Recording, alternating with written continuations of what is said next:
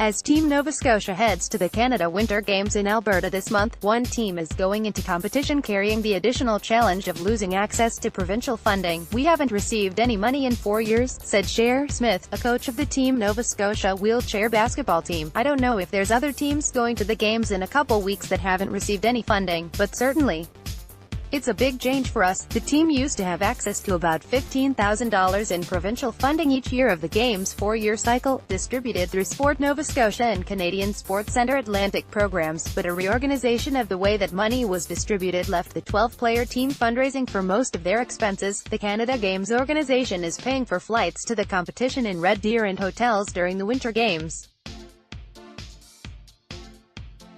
The costs leading up to the event, however, have come entirely from fundraising and the team members' families. The Nova Scotia wheelchair basketball team in competition.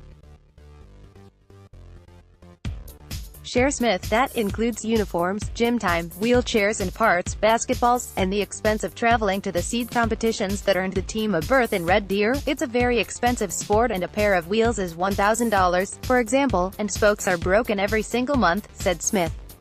"Just even to get some of the repairs done to keep the chairs running, that money would be really helpful." One of the team's largest expenses has been paying for weekly gym time.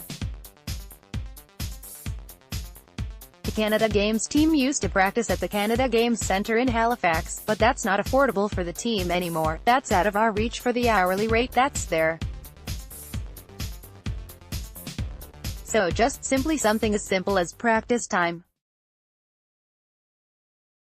We've fundraised for every hour in the gym we have, but we simply can't ask these athletes to come up with that kind of money every single year for 4 years straight," Smith said. Change in funding policy. Sport Nova Scotia began planning a reorganization of the way funding was distributed about 2 years ago, said Jamie Ferguson, the CEO of the organization.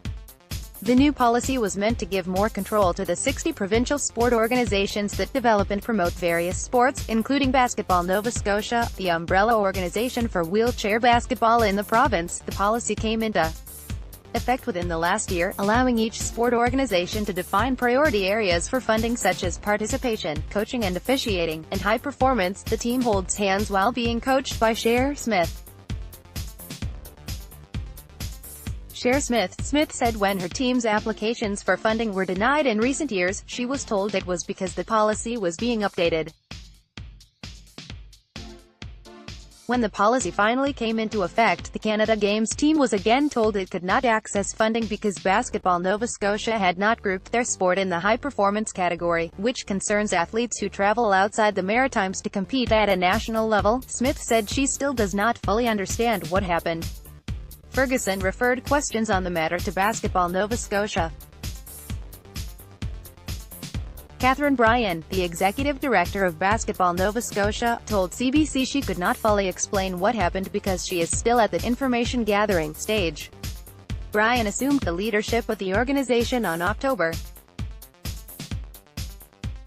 30 and said her efforts in the last 2 months have been on making a funding application to Sport Nova Scotia to get participation funding for wheelchair basketball, which will grow the sport as a whole. "No one wants to hear that there's a team that's not getting funding, regardless of what team it is.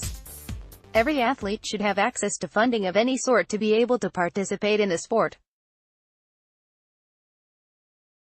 So no, I don't like to hear it and I wish this was not an issue." Missed opportunity. Smith said she's hopeful the new funding application will result in assistance for her team, as well. However, she said that won't make the situation better for the 12 athletes who are set to leave for the Canada Games next week. She's deeply impressed with their progress but wishes they could have had more support. The team must often repair their chairs as components like spokes routinely break due to play. Contributed by Cher Smith. "I think because of the funding, it's been a real missed opportunity," she said. "This could have been 4 years of a period of growth. And it's not that our athletes haven't grown, they're certainly more skilled than they were before. But the other provinces have had, for example, maybe 400 hours more practice than we have. So that is going to have an impact. All the teams get better every year. And our concern is that the other teams have gotten better at a much higher rate because of the support that they have had."